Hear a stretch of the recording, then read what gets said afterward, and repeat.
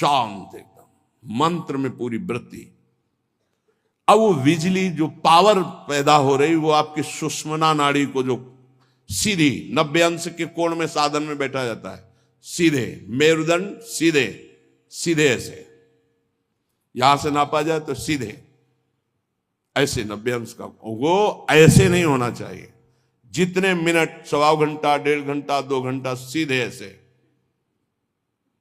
आज्ञा चक्र पर दृष्टि हो आंतरिक या नासाग्र दृष्टि हो, और उसमें बार बार मंत्र लिखा जा रहा हो, चूक नहीं होनी चाहिए। मंत्र की चूक नहीं, बहुत जल्दी लाभ प्राप्त होता है, पर इसके लिए पूर्ण ब्रह्मचर्य की आवश्यकता है। जरा भी चूक नहीं, जैसा कह रहे हैं वैसा। प्राण सूक्ष्म होने लगेंगे, मन एकाग्र होने लगेगा, शरीर शांत होने लगेगा, चंचलता रहित। पर एक बार पसीना पसीना, एक बार भीषण कष्ट प्रतिदिन, जब तक शून्यावस्था नहीं आती शरीर की, तब तक वो साधक को यही पापों को भस्म करता है। यही आसन उसको दिव्यता प्रदान करते। अब इतनी हीट पैदा होती है उसके अंदर, अगर संयम से नहीं है तो व्यभिचारी बन जाएगा।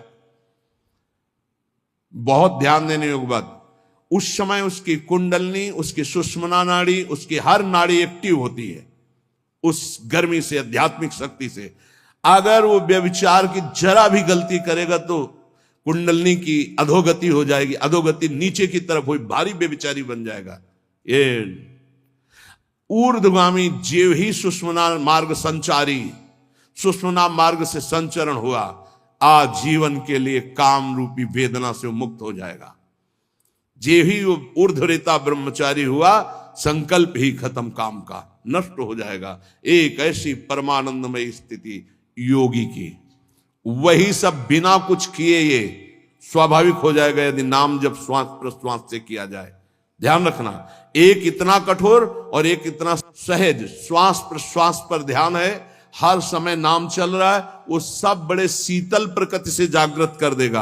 कुंडलनी जागृत हो जाएगी, सुषुम्ना मार्ग संचारी संचरण होने लगेगा। नाम जप में सब सामर्थ्य विराजमान है।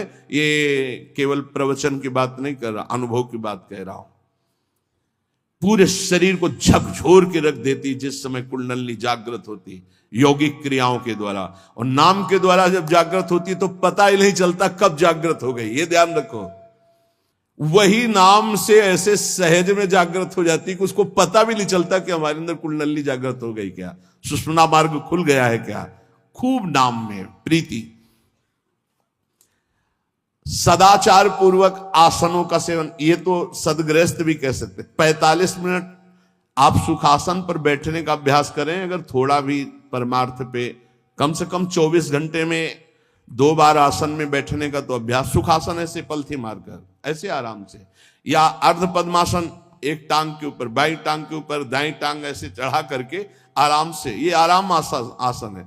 जो वयोवृद्ध हैं, थोड़ा कुर्सी या सोफा या जैसे भी बैठो, पर ऐसा नहीं कि 1-1 मिनट में इधर उधर, थोड़ा सा शांत बैठने की कोशिश करो। जैसे निरंतर विषयी पुरुष विषय चिंतन करता है तो उसे विषय की आसक्ति प्राप्त हो जाती है, ऐसे भक्त जब भगवान नाम चिंतन करता है तो उसे भगवान में आसक्ति प्राप्त हो जाती है। जैसे विषयी पुरुष विषय चिंतन करता है तो विषयों में आसक्ति हो जाती है जिसमें है ही नहीं कुछ, घृणित स्थानों में आसक्ति हो जाती है। फिर सच्चिदानंद का जब चिंतन होता है तो उसमें आसक्ति हो जाए तो कैसा आनंद होगा। भगवान मेरे समीप हैं, अनुभव हो रहा है। भगवान मेरे को ऐसे 1000 हाथों से ऐसे घेरे हुए हैं। भगवान निश्चय मेरे को स्वीकार कर चुके हैं। ऐसा 3 बातें उपासक को अनुभव होने लगती हैं जिसकी शरणागति पुष्ट हो गई है। भगवान मेरे समीप हैं, देखो महापुरुषों के वचन है।